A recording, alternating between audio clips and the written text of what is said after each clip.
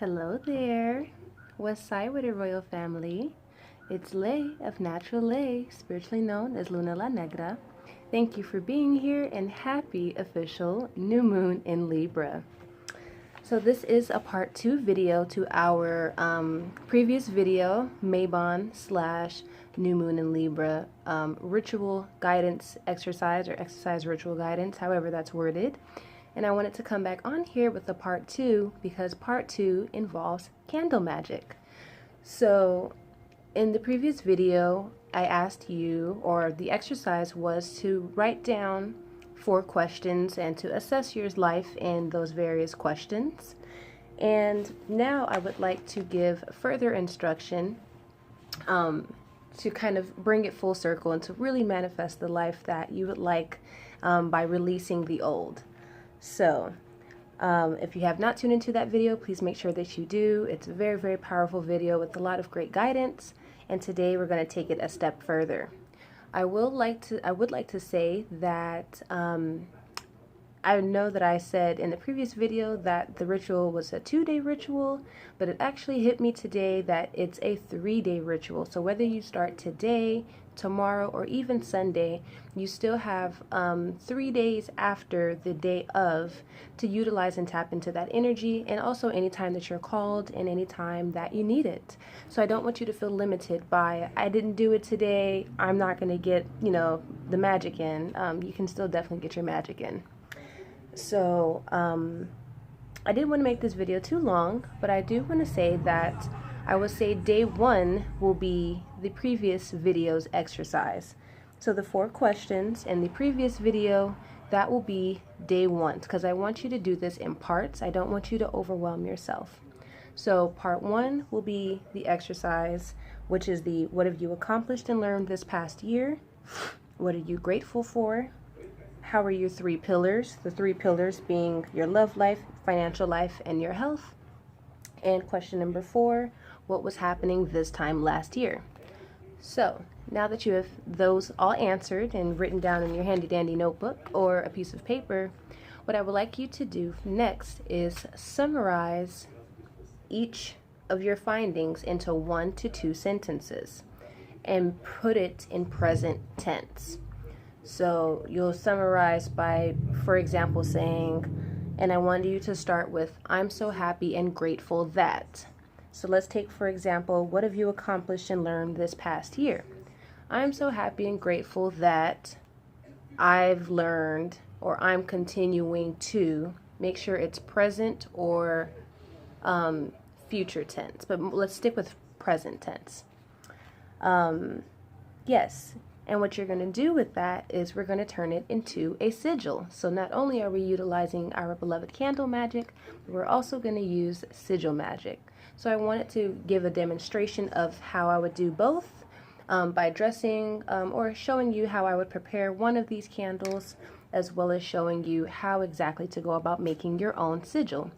And a sigil is a phrase, a word, or an idea that you turn into a symbol. And especially when you make it yourself, it's that much more powerful and potent because you created it. Would you rather your own food or someone else's food? I mean, you get what I'm getting at. So the magic and energy and the feeling and emotion that you put into your work is going to carry that much more potency because it is you and your energy behind that work. So I hope that makes sense. So yes, so you're going to summarize into one main point of 1 to 2 sentences, and we're going to turn it into a sigil. So I have here an example of a sentence. I just did 1 sentence for the sake of time and length of this video, but the sentence I came up with was, I'm so happy and grateful for my spiritual growth and evolution. Now, you don't need to make it too complex of a sentence, but you want to make sure that you feel good about the sentence. So even if you wanted to write, I'm so happy and grateful that, or for my continued growth and evolution, to make sure that you keep that going, that would be a good idea. Yes? Yes. So, step 1 with the sigil is to write out your phrase, your idea or whatever it is that you're writing. So that's part 1. Part 2 of making a sigil is next you want to, that's why you can actually skip part 2 because I told you to do part 2 as a part 1, which is putting it in present or future tense because you don't want to be stuck in the past. Step 3, what you're going to do is keep the consonants and drop the vowels. So I've previously done this, so this is what I mean. You're going to go through your entire sentence and keep each consonant and drop the vowel. So we know vowels, A, E, I, O, U. We keep Y in this case. And step 4 is dropping the doubles. So, for example, happy has 2 P's. We are only going to keep 1. So you keep my M in I'm, S from so, and so on and so forth until you finish. So now you have a set of letters that you're going to work with. Only consonants, and yes, you can keep the Y, okay? I hope this is making sense so far. Step 3, or part, I don't know what step this is, in making your own sigil. So now that you have your sentence or your phrase or your idea, and you have the set of letters that you're going to work with, you're now going to turn this into a sigil. You're going to make your own image. Now you can be as creative as you would like. You can add extra symbols if you'd like, if you want to draw hearts or stars. So I'll give an example. I'll do this way. So you can, I like to personally start from left to right as if I was reading a book, depending on the type of work that I'm doing. I've gotten creative and done like one from this side until I met in the middle. So use your intuition. Again, your intuition is your magic. So I'm going to start with my S. You can do uppercase or lettercase. This is where your creativity comes in. So we're going to go M, S, H. I'll put the H that way. And there's no right or wrong way to do this, because what you're doing is programming your subconscious mind to allow this to happen. Put the D over there. Put the G right there. Now, depending on the size of your candle, this can be big or small. I personally like to draw these on my candle, but if, let's say, you're using a votive candle or something to where you can't actually put a piece of paper on it or carve it into, oh, that's what I meant. You can carve it into a votive or any type of a non-glass candle. Or if you have a glass candle, you can write directly on it with a Sharpie. I have a Sharpie and like a marker pen. They're both marker pens. Usually I write in gold, but for release work, I definitely like to tap into the ethers and use black. So that's what I'll be doing tonight. So I think we stopped at L. You can connect the letters. You can, this is you. So I'll do a small W and then an upside down V. So here we go. I made a sigil based off of this sentence. So I hope that part makes sense. So after you summarize each of your questions into 1 to 2 sentences, you're then going to convert it into a sigil. And you can place that sigil, you can do it, or you can write it on paper and tape it over the glass. You can put it on paper. I personally don't put my petitions under because spirits can't lift a candle, so that's my logic. But however it is you want to go about that, make sure you do it. And again, with non-glass candles, you can carve your sigil into the candle. So after you do your sigil, you now want to come over to dress your candle. So I'll show you,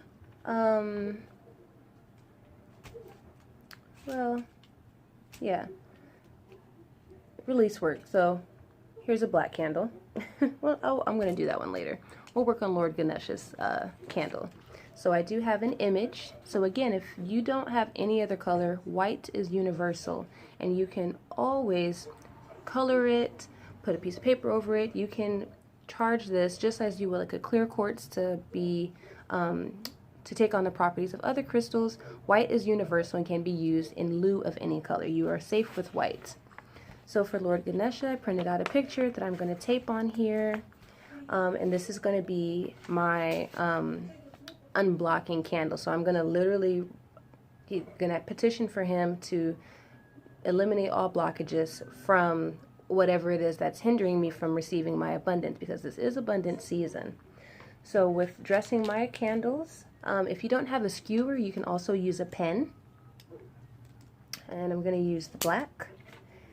And these are already pre-cleansed and smudged, so make sure you cleanse and smudge your candles. You can cleanse with agua de Florida or any other hoodoo water, and then you can smudge with sage, palo santo, whatever you may have. Again, this is do what you can with what you have season. Do not stress yourself out or feel like I need to run to the botanica. If there's a couple little things you would like to get, by all means, I'm not telling you to tell you what to do. But I do want to make sure that you feel comfortable using whatever it is that you have at your immediate disposal. So for this candle, since I want him to remove blockages, but since he's about finance, I will go clockwise. But for all other candles, I will go counterclockwise because we're releasing. New moons are for releasing. So for Lord Ganesh, I always poke 7 holes. That's just my number. 2, 3, 4, 5, 6, 7. And I know I'm going kind of fast, but you do want to be sure that you're speaking your intentions into your entire process. You can say it aloud or in your head. The next thing I would probably do, I don't have the oil on hand, but you can use a conditioning oil. If you don't have any special oil, so to say, olive oil or any oil you have is a good substitute. Your intention is what matters. For Lord Ganesh, for all the candles, I'll be adding, I have some powder, so I'll be adding dragon's blood to make sure that they're all protected. I have gold and silver, and a couple of herbs that I felt called to use. I'm going to keep these all relatively simple, is star anise and bay leaf. Star anise adds magic to your, adds that extra power to your candles. And of course, bay leaf is great for protection, and it's also green, so drawing in that money. I also do have a couple of Anariva powders, attraction and fast luck, so we'll sprinkle some of that. And spirits like pretty things just as we do, so I have my pack of glitter. This was literally $1.49 at my local little 99-cent and up store. So if you can get your hands on some glitter, I would definitely probably run out and get that. So after you dress your candle, you want to sit with it, rub your aura over it, really make sure that it's fully charged with all that you want. I'll probably make a sigil for him as well. So the sigil will go on here, his picture will go on here. You want to make sure that you write your name. So I write my full name and birthday.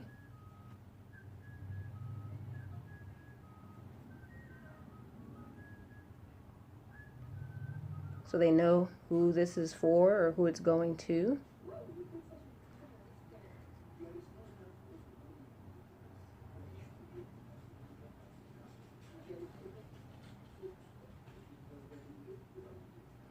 So I have my name and birthday, his image, whatever other things I would like to write on here. Always make sure you write thank you. I write thank you 3 times on my candles. I draw hearts. So I mean, really personalize this. So you want to infuse your energy as much as you possibly can into these candles. And then you're pretty much good to go. Remember, with herbs, make sure that you crush them as best as possible and keep your herbs away from the wick. There's a fun little video I have coming about why my candles exploded. My herbs were too close to the wick and they were too big. So you want to take a pen or your finger or something before you light it and make sure all the herbs are around the candle and not in the, you want to make sure they're on the, around the area, not the perimeter. There we go. So yes, you're going to do that for each of your questions, for each of those 4 questions. That's what I would like for you to do. Now, if you only have 1 candle, well, then your 1 candle will have your 4 sigils, and that would be hella powerful. So yay you. If you can have 1 for each, that would be cool. I personally only have 1, so my release candle is going to have 1 for all 4. So that's what we'll be doing. The second part to this ritual, which I would love to thank Goddess Pretty Boss for, is I would like for y'all to do her ritual. It's so cool that we both came up with like paper exercises. So I will link her video. A card should be flying somewhere to watch her ritual video. I think it's very, very powerful and impactful. And I took notes from the video, as I always do when I do my studies. And I will actually post an image at the end of this video of my notes, so that way you can see a visual breakdown, because it's a very, very simple ritual, and I think that this will couple very, very powerfully and well with what it is that I've created. Fun fact, I also did learn sigil magic from Pretty Boss, so I will also link her sigil magic video. I add my own personal twist to it, so once you get the foundation of something, you're then able to modify it and make it your own, because that's what magic is you doing you. So, but you would definitely have to start somewhere. So I've started somewhere. I've been utilizing her method for about 2 years now. It works, and I've infused my own things into it, such as the I'm so happy and grateful that /4, probably for about 8 months now. So this is all proven. I use this method and system every single time, and all my candle magic pops off. So yeah, that is the complete new moon in Libra ritual. I hope this is helpful and provided you some guidance. There are 2 videos uploading currently, so whichever uploads first, you can tune into either one. But this is part 2 of the Mabon new moon in Libra ritual video for this year. Whenever you do see this, this is meant for you to watch and for you to partake in, and I truly hope this helps. If you need further assistance, make sure you rewind the video, or you can definitely send an email or a message, and I'd be happy to help you on your journey. I believe that's it. So until next time, don't ever forget to stay magical always. Stay protected in love and light, and go claim your abundance, baby. That shadow work was a little rough, but you made it. So this is it. This is it. Luna La Negra out.